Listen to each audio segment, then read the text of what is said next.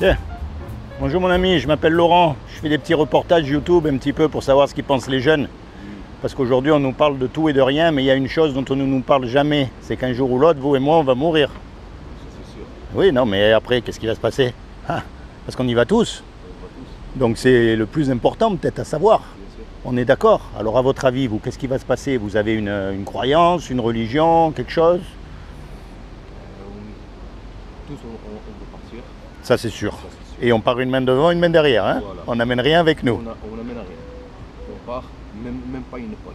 Rien, que notre conscience. Voilà. Qu'est-ce que je sais? Alors je vais vous dire. Alors après, normalement, après, on va être jugé par rapport au bien, au mal qu'on a fait. Oui, bien sûr. Donc la question à se poser, c'est de savoir comment est-ce qu'on sait si on fait du bien ou du mal. Parce que par exemple, comparé à Hitler, je suis quelqu'un de très bien. Mais comparé à Dieu, je suis quelqu'un de très mauvais. On est d'accord. Donc Dieu, il nous a donné une loi qui s'appelle les 10 commandements. Vous connaissez les 10 commandements? La loi de Moussa, la loi de Moïse. C'est ça qui nous dit si on est quelqu'un de bien ou de pas bien. C'est comme un miroir dans lequel on se regarde et comme ça on voit vraiment qui on est. Alors on va voir comment vous allez faire. Et attention, hein, je ne vous juge pas.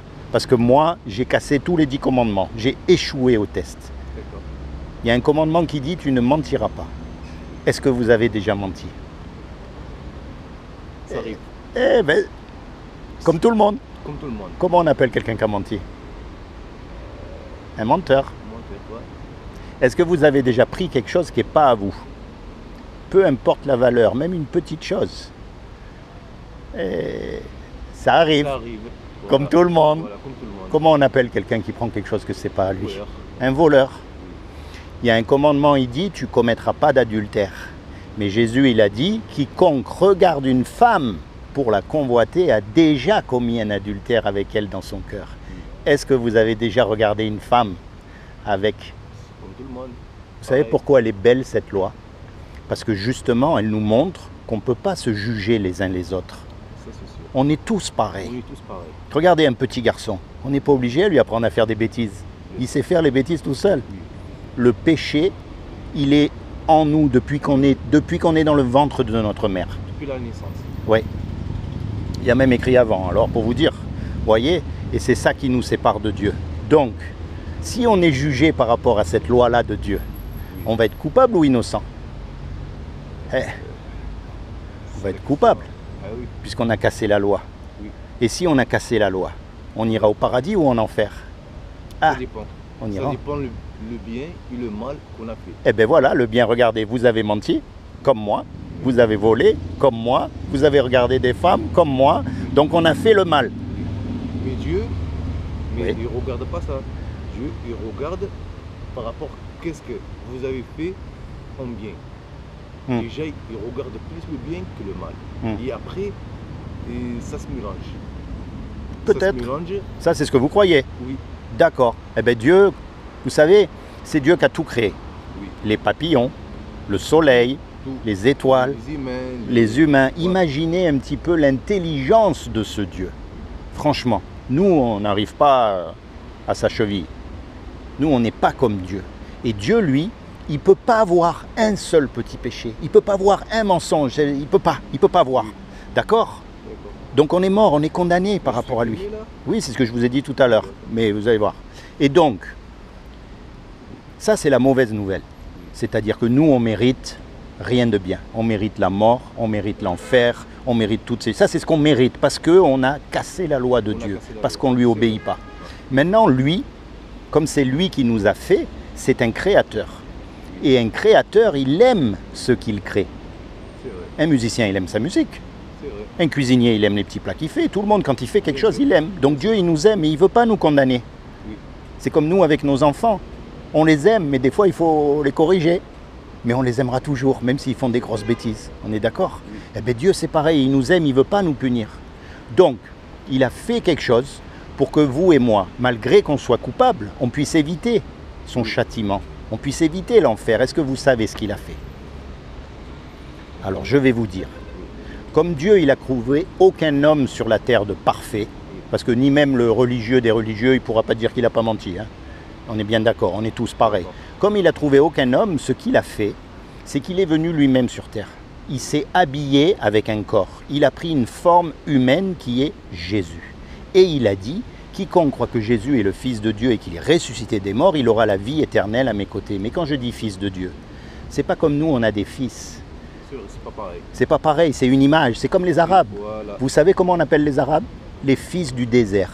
Les fils du désert. Est-ce que le désert, il peut avoir des fils? Non. Vous parlez arabe? Oui. Vous connaissez l'expression « la fille de la bouche » ? Il y a une expression qui dit « la fille de la bouche ». La bouche. Oui. En fait, c'est les paroles qui sortent de notre bouche. C'est comme si c'était nos filles. D'accord. D'accord? Ça veut dire que c'est intimement lié. Mais la bouche, elle ne peut pas avoir de filles. Non. Il y a aussi les fils de la route. Ça aussi, ça se dit en arabe, les fils de la route. La route, elle ne peut pas avoir de fils. Donc en fait, c'est parce qu'à chaque fois qu'on regarde à Jésus, en fait, on voit Dieu. C'est ça que ça veut dire. Donc il a dit, quiconque croit que Jésus est le Fils de Dieu et qu'il est ressuscité des morts, il aura la vie éternelle à mes côtés. Mais ça ne suffit pas ça. Non, ça suffit pas. Parce que les démons, ils existent. Oui. Et ils croient. Oui. La clé là-dedans, c'est un mot qu'on appelle la repentance. Et repentance, ça veut dire, bien sûr, il faut arrêter de voler, il faut arrêter de mentir. Voilà. Ça, on le sait parce que la conscience, elle nous le dit. L'essence même de la repentance, ça veut dire de se tourner vers Dieu.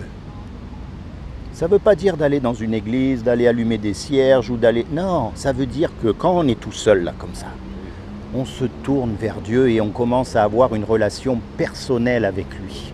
Bien sûr. Parce que vous, vous êtes unique. Il n'y en a pas deux comme vous.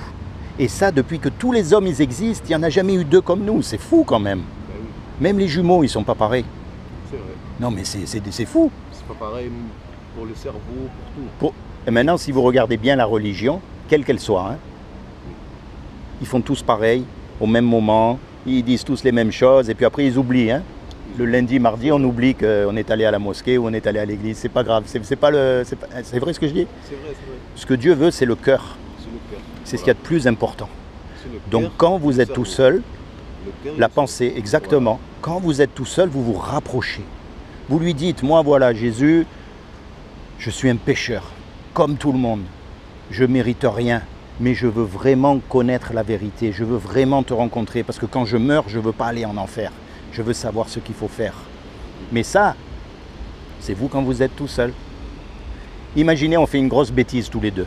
On va attaquer une banque. D'accord? Et bien sûr, on se fait arrêter. Parce qu'aujourd'hui, c'est normal.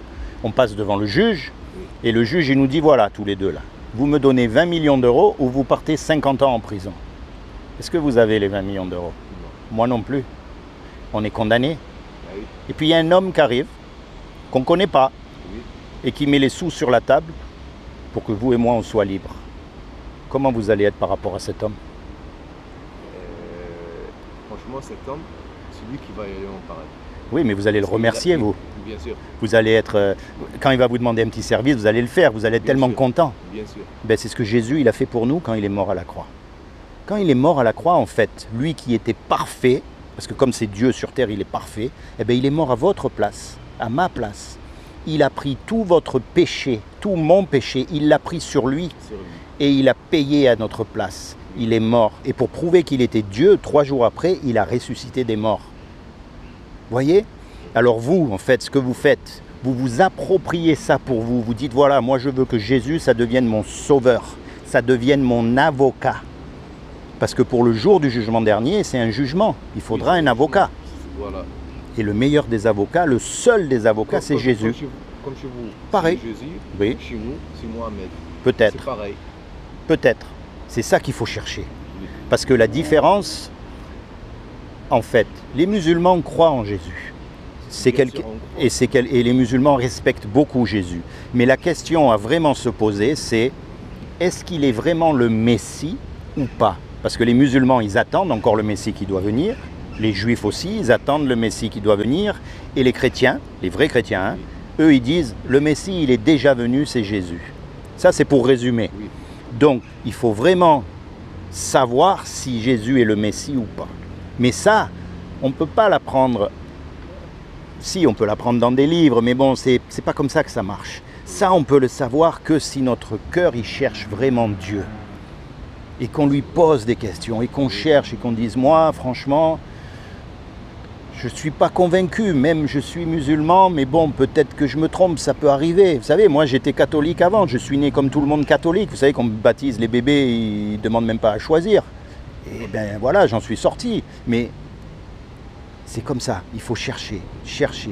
Jamais être satisfait de ce qu'on nous dit, parce qu'on meurt une fois.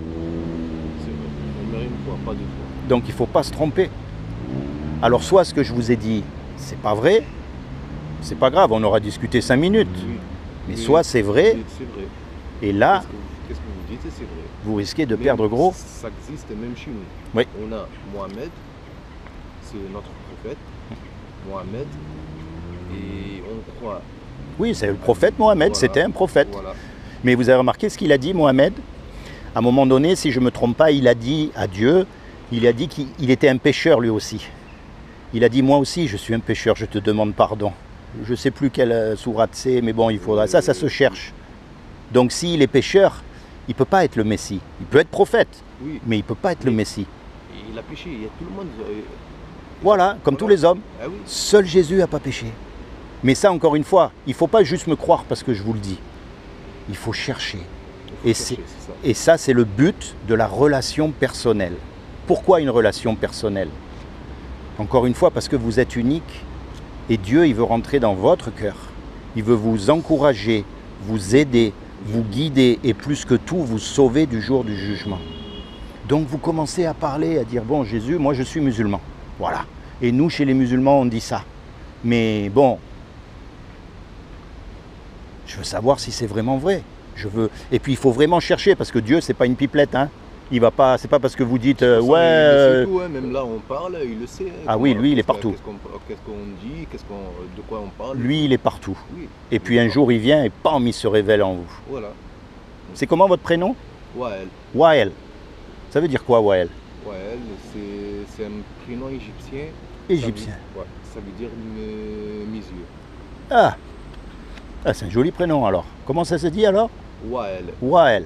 Seigneur Jésus, je te demande vraiment que tu bénisses Wael, que tu te révèles à lui dans son cœur comme son sauveur et son Seigneur, afin qu'il soit sauvé lui et toute sa famille. Je te demande aussi que tu lui accordes le désir de son cœur et que tu lui permettes de rentrer dans sa destinée éternelle. Sois béni Wael, sois béni. Souviens-toi d'une chose, Dieu il t'aime très fort, à tel point qu'il est mort pour toi. Bien sûr. Mais moi, comme je fais du mal, je fais du bien en même temps. Oui. Je fais du mal et je fais du bien. Comme tous les hommes, on fait tous du bien, du mal. Mais le problème, c'est que... à boire, c'est interdit. C'est interdit. Je sais. Mais je bois, moi. C'est pas bien. Je bois. Le cochon, c'est interdit. Oui, mais je sais. Je mange. Je sais. Mais j'espère que... Mais je fais du bien. Derrière, je fais du bien. J'aide les pauvres, j'aide plein de personnes. Et oui, parce que les musulmans, ils croient dans la balance. Voilà. Voilà. J'espère que Dieu me pardonne. Eh bien, ça tu espères. Maintenant, pour en être sûr, tu peux être sûr si tu te tournes vers Jésus. Attention encore... Je crois, même en Jésus, je crois. Ah ben c'est bien. J'ai déjà parti à l'église plusieurs fois. Mais... Tu lis le français? Oui. Tu sais lire le français? Alors je vais te faire cadeau une Bible.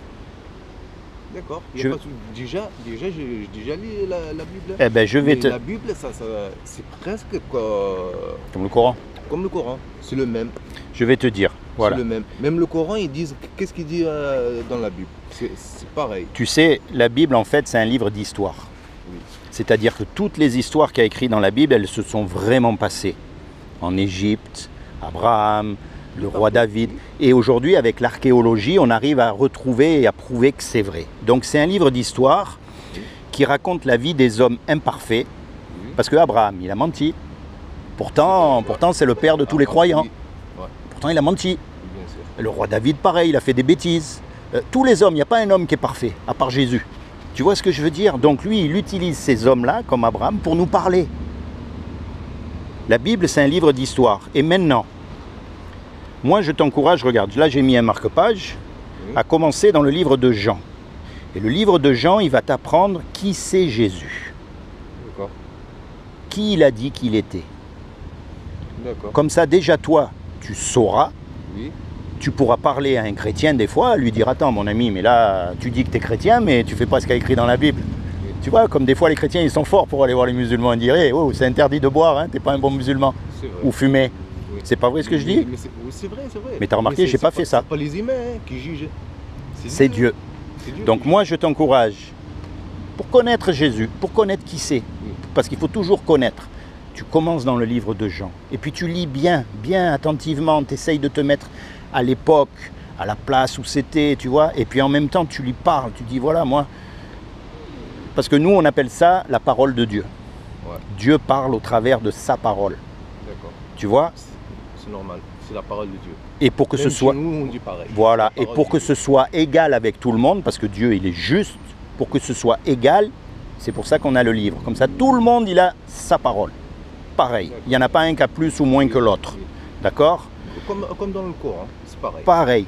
Et là, tu vas apprendre à connaître Jésus. Et après, tu pourras toi-même, voilà... Après, c'est Dieu, tu sais, qui joue. Moi, je ne peux pas faire plus que ça. Je peux juste te mettre face à une porte. Maintenant, c'est à toi d'ouvrir la porte ou pas. Mais maintenant, moi, c'est mon travail. Tu vois? De venir t'annoncer que, voilà, en fait, Jésus, pour nous, c'est le Messie qui est mort à notre place sur la croix. Et aujourd'hui, celui qui se tourne vers lui, il peut avoir l'assurance, il peut être sûr qu'il sera sauvé pour le jour du jugement dernier. Sois béni, mon ami. Merci. Sois béni. Ok? Ça m'a fait plaisir de te parler. Merci. Sois béni. Merci.